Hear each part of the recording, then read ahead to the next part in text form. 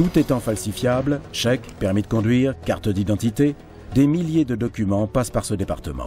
Dès qu'il y a un doute, ces experts doivent démasquer le crime en toutes lettres. Le département documents est réparti en 3 unités d'expertise. Une première unité d'expertise qui est l'unité d'expertise comparaison d'écriture, une seconde qui est l'analyse de documents et une troisième qui est la recherche et développement. Pour la comparaison d'écriture, nous avons une méthode qui a été éprouvée maintenant depuis quelques années qui permet justement d'aboutir à des résultats, on va dire, efficaces dans le domaine de la comparaison d'écriture et même dans les domaines d'écriture masquée, déguisée ou imitée. Alors la deuxième unité est l'unité analyse de documents. C'est-à-dire que sur les titres sécurisés, nous allons faire de ce que l'on appelle de la lutte contre la fraude documentaire. C'est déterminer si un document est vrai ou faux, mais aussi essayer d'aller plus loin dans l'expertise, c'est-à-dire de remonter sur soit la filière, soit l'émetteur du document. On a un panel d'outils très large, c'est-à-dire qu'on va utiliser à la fois des moyens optiques, tels qu'on peut le voir derrière moi, le vidéo spectral comparator, qui est essentiellement utilisé, on va dire, pour la fraude documentaire, mais également pour, dans les cas les plus simples, révéler les écrits altérés.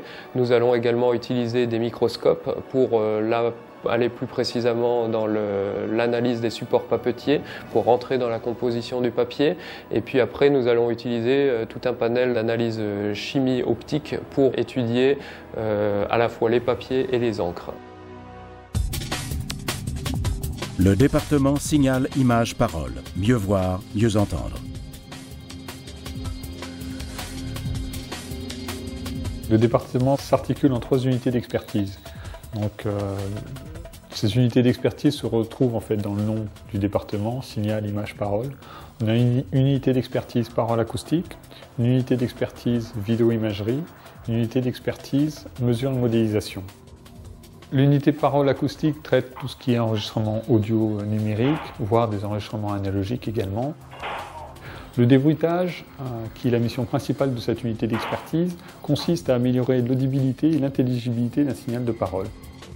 L'unité vidéo-imagerie, elle, traite effectivement de tout ce qui est enregistrement de vidéosurveillance. Notre mission à nous va consister à extraire des éléments des enregistrements de vidéosurveillance utiles à l'enquêteur, utiles au magistrat. Ça pourrait être le déroulement d'un fait, ça pourrait être essayer d'identifier un véhicule, et essayer d'identifier un individu. La dernière unité, qui est l'unité mesure et modélisation, les activités de cette unité tournent autour de la modélisation 3D.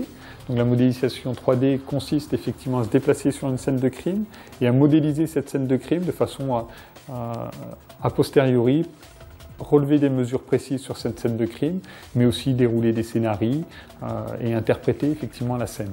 On a également dans cette unité un nouvel outil, un radar de sondage de sol. Dès lors qu'il s'agit de caches d'armes, de billets, toutes sortes d'objets que vous pouvez imaginer, le radar est particulièrement performant dans le sens où on a 3 antennes différentes et ces 3 antennes nous permettent de sonder à des profondeurs différentes mais aussi avec une résolution différente.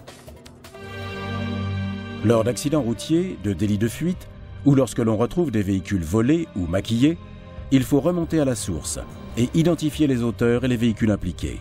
Ce sont leurs traces qui vont les trahir.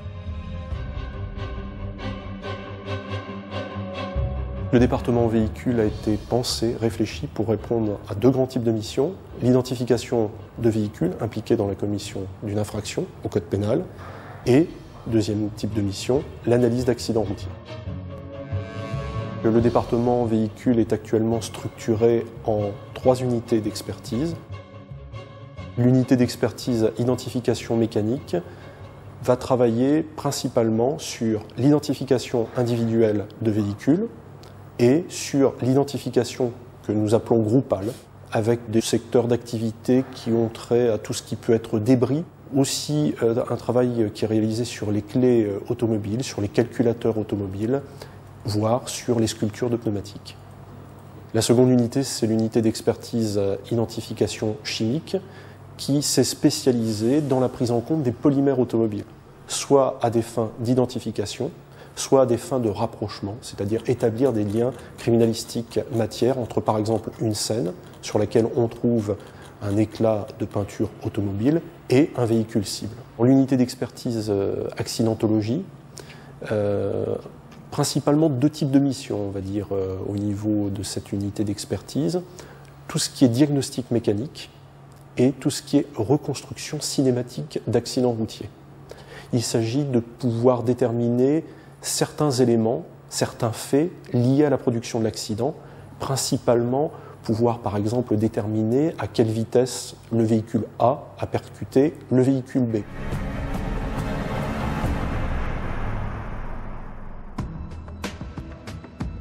Quand un insecte apparaît dans une enquête judiciaire, ils entrent en action.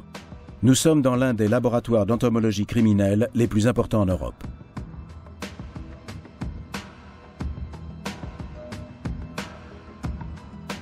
Le département entomologie étudie le lien qui existe entre la présence des insectes nécrophages sur un corps et l'état de décomposition de ce corps. L'objectif est de donner une estimation de la date de la mort de la victime.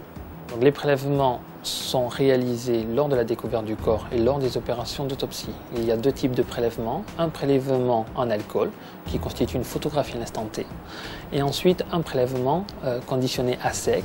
Il s'agit des larves et des pupes qui sont conditionnées vivantes.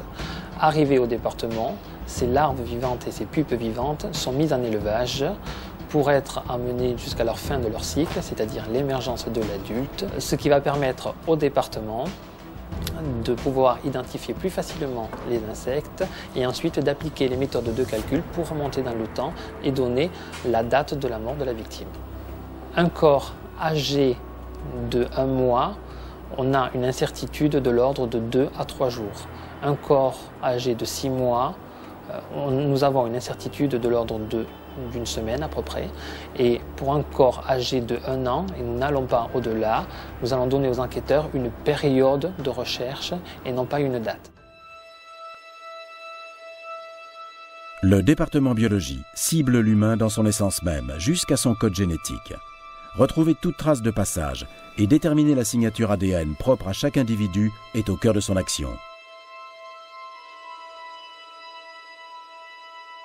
Le département est structuré autour de 4 sous-unités, 2 unités d'expertise trace, une unité assurance qualité et une unité de recherche et développement. Différents types d'analyses vont être réalisées. Il y a d'abord la première étape, ce qu'on appelle l'échantillonnage, c'est-à-dire que le scellé va être brisé, on va ouvrir, observer l'objet ou les objets qui sont dans ce scellé et ensuite repérer visuellement à l'œil nu ou grâce à des lampes particulières, des tâches plus ou moins intéressantes. La deuxième phase, c'est la recherche de la nature de la trace que nous avons prélevée. Donc nous recherchons effectivement si la trace est d'origine sanguine ou si c'est du sperme. La troisième étape va être ensuite de liser les cellules présentes dans notre petit tube afin d'éclater leurs parois et de libérer l'ADN. Malheureusement, à cette étape-là, la quantité d'ADN n'est pas assez suffisante pour poursuivre les opérations. Il faut donc passer par une étape dite d'amplification génique via ce qu'on appelle la PCR. Une fois cette réaction de PCR terminée, nous avons dans notre tube final une quantité suffisamment abondante pour pouvoir poursuivre le reste des opérations. Ce reste des opérations va consister à séparer les différents fragments d'ADN et ce grâce à ce qu'on appelle un séquenceur ADN. Les données brutes vont ensuite être envoyées dans un logiciel qui va pouvoir attribuer à chaque fragment d'ADN d'intérêt une taille et ce qu'on appelle un numéro allélique. Au final, un profil génétique va être une succession alphanumérique qui va être représentée soit sous une forme de tableau numérique, soit sous forme d'un électrophorégramme. Il n'existe pas de méthode d'identification dont la valeur soit supérieure à celle des empreintes digitales.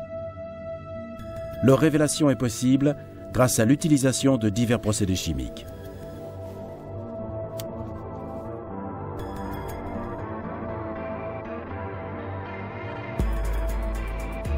Nous faisons ici de la détection et révélation d'empreintes digitales au profit des enquêteurs et des magistrats. Lorsque les scellés arrivent, donc que ce soit sur réquisition des enquêteurs ou sur expertise par les magistrats, Nous allons le réceptionner au service saisine scellée. Nous effectuons des photographies avant et après ouverture de scellé. Nous le traitons en fonction de ce que c'est comme type de scellé, si c'est un scellé poreux, non poreux, ensanglanté, puisqu'on travaille aussi sur les traces ensanglantées, ou adhésives. Une fois qu'on a réalisé les traitements, nous observons les scellés pour voir s'il y a des traces révélées. Si le résultat est positif, nous prenons des photos. Nous réalisons ce qu'on appelle des rapports 1 pour envoyer au fichier automatisé des empreintes digitales. Cependant, au préalable, si des fiches de discrimination ont été fournies avec le dossier, nous effectuons la comparaison. Les cadavres qui arrivent ici ne sont jamais complets. Qui sont-ils? Quelle est la cause de la mort? C'est à ces questions que vont répondre les experts du département et mettre à jour la face cachée du crime.